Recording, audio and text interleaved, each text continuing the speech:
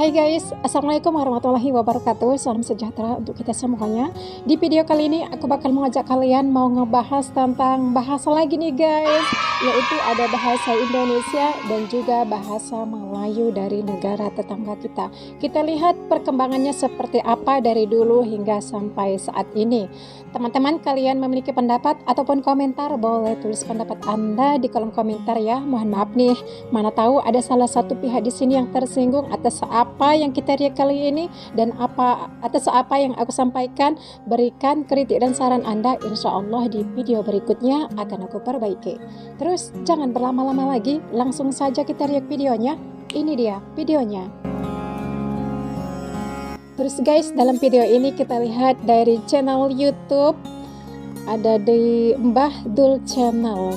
Ini dari YouTube ya guys, tapi ini aku temukan dari TikTok. Oke, ini dia.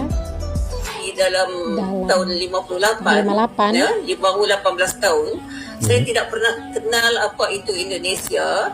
Seperti orang kata macam Musa masuk kampung. Bila saya tengok di sana, mereka sudah menggunakan bahasa yang dikatakan bahasa Indonesia sebagai bahasa bahasa pengantar sampai kepada peringkat universiti. Dalam urusan negara tu dah memang sudahlah. Jadi kita baru nak bertaktir, kata orang ya, nak bertaktir dalam kedua-dua bidang ini, pendidikan dan juga pengurusan negara.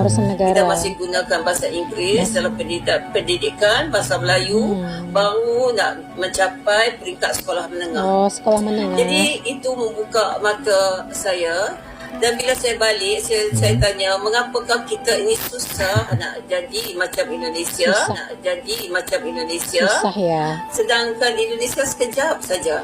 Kemudian saya buat perhatian sendiri dan menggunakan timbang, ialah satu, saya memperlihatkan apakah faktor-faktor yang memudahkan Indonesia mencapai tahap itu dalam sedikit masa sahaja selepas kemerdekaan.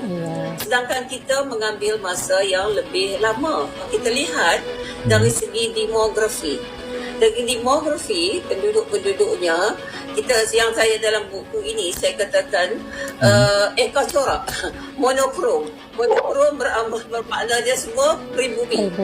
Pribumi yang bercakap bahasa Austronesia, dalam kumpulan bahasa Austronesia dan bahasa, kita katakan itu berasaskan bahasa Melayu.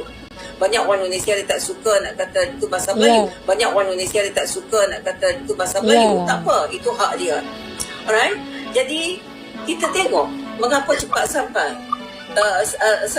mereka dapat mencapai taraf itu, kerana mereka menawarkan, pemimpin yang menawarkan suatu bahasa yang baru bagi semua, yang dikatakan bukan bahasa mana-mana suku etnik. Angkat yang berbeza tentu saja berbeza. Jadi kita Indonesia lain. Jadi kerana mereka berperang bersenjata, kita tidak. Ya? Kita bukan, kita berperang, kita ada suatu, kita menggunakan keahlian diplomasi. Oh, keahlian diplomasi maksud dia. Kita lihat ini apa yang disampaikan oleh Bapak Anies Rashid Baswedan. Jangan kalian berpikiran negatif ya guys, sekarang ini musim pilpres. Kita boleh aja milih siapa di antara calon-calon presiden ini dari 1, 2, 3, silakan pilih. Di sini aku pihak netral guys. Oke, nanti kan kadang ada teman-teman kita yang mengatakan promosilah segala macam lah, karena ini pembahasan kita mengenai bahasa Indonesia. Kebetulan Bapak Anies membahas bahasa Indonesia. Kita lihat ini dia videonya. Bahasa paling banyak tuh penggunanya bahasa Jawa kok malah tidak mengusahakan bahasa Jawa menjadi bahasa persatuan? Kok tidak mengusahakan bahasa Sunda, bahasa persatuan? Mereka memilih menggunakan bahasa Melayu karena waktu itu menjadi lingua franca. Dan apa yang terjadi? Pemilihan satu bahasa persatuan itu telah membuat hari ini kita bisa berjumpa siapa saja tanpa perlu penterjemah. Masya Allah. Oh, itu diperlukan kemauan untuk menerima Saya ingin sampaikan, bila masyarakat Jawa waktu itu tidak memiliki kelonggaran hati, kemauan untuk menerima justru bahasa yang jumlah orangnya paling sedikit, mungkin kita tidak punya persatuan. Itulah kebesaran masyarakat Jawa yang kontribusinya sangat besar bagi bersatunya Indonesia hari ini. Orang Jawa luar Kalau biasa. untuk bahasanya apa, kayak kami, kayak orang Ponti kan ngomongnya kami, awak, kau gitu kan. Nasi bisa you, I bisa pakai. Bisa pakai. Lalu satu bahasa yang di sini adalah tapau. Tapau itu artinya bungkus pulang. Take away. Aceh yang kamu hak apa mau?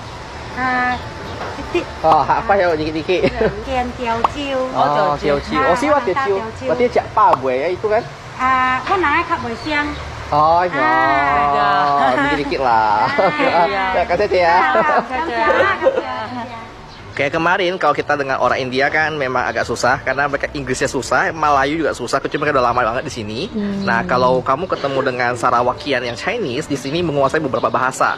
Contoh seperti Hakka ya, Hakka itu bahasanya khas Riana ya. Ciri khasnya adalah nyisit paumang, artinya kamu udah makan belum ya. Nah, kalau yang bahasa Teochew itu ya kayak bahasa kaya itu namanya adalah lejak paboy. Jadi kalau kamu mau main-main iseng ya di daerah Kuching sini Sarawak biar lapak keren ya, kamu boleh nanya dia pakai bahasa yang kayak gitu loh. Contoh ya kalau bahasa Melayu kan, nah Pak, nah Uncle, nah ini harga berapa? Oke. Kalau pakai bahasa Teochew tanya dia adalah Cia liok coy lui. Nah, kalau bahasa Mandarin, Mandarin. Ya. Tua sao qian. Kalau bahasa Hakka adalah jitoloi. Jadi kalau bahasa Inggris ya silakan. How much is it, sir? Nah, jadi sih itu benar-benar bilingual banget, multilingual malah ya. Jadi kalau kamu mau iseng-iseng boleh coba menggunakan bahasa lokal. Kalau bahasa Lombok kayak biasa, pira seke. Kucing, halo. Boleh coba menggunakan bahasa lokal. Kalau bahasa Lombok Syukur ya biasa, guys, kita tinggal di Indonesia. Kita memiliki suatu identitas negara kita, yaitu bahasa Indonesia. Walaupun terkenal di dunia ini guys, Indonesia itu memiliki lebih dari 700 bahasa daerah, namun Indonesia bisa bersatu dengan berkomunikasi menggunakan bahasa Indonesia.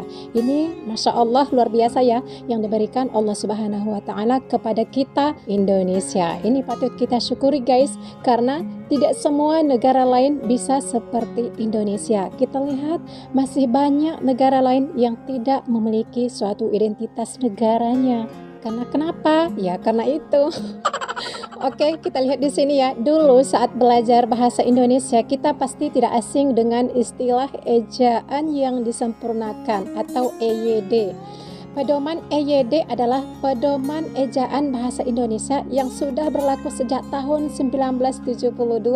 Namun, pada tahun 26 November 2015 yang lalu ya guys, EYD sudah diganti menjadi Pedoman Umum Ejaan Bahasa Indonesia atau PUEB. Pedoman Umum Ejaan Bahasa Indonesia yang sering kita dengar EB, Ejaan Bahasa Indonesia. Jadi guys, karena bahasa Indonesia itu ejaan yang sudah disempurnakan, terus EB, ejaan bahasa Indonesia, makanya bahasa Indonesia dan juga bahasa Melayu itu sudah jauh berbeda.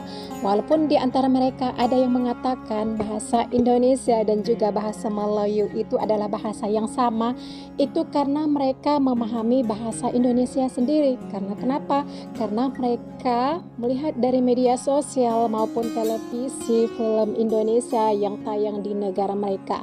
Makanya mereka itu pasti menggunakan bahasa Indonesia. Sementara kita tidak pasti ataupun masih kurang memahami bahasa ataupun logat dalam bahasa mereka. Benar nggak? Kalian paham nggak sih kalau mereka negara tetangga kita menggunakan bahasa Melayu asal mereka? Kalian paham nggak sih apa yang dikatakan mereka? Mungkin sebagian ada yang paham, ada juga yang nggak paham. Karena kalimatnya mereka itu gunakan kalimat yang menurut aku nih ya guys, masih rancu kedengarannya kalau dibandingkan dengan bahasa ataupun susunan kalimat bahasa Indonesia. Masih ada kerancuan dalam bahasa mereka kalau menurut kita. Kalau menurut dalam bahasa kita ya guys. Gimana? Ada pendapat kalian mengenai hal ini? Kalau kalian memiliki pendapat, boleh tulis pendapat Anda di kolom komentar. Sekian dan terima kasih. Thanks for watching. Wassalamualaikum warahmatullahi wabarakatuh.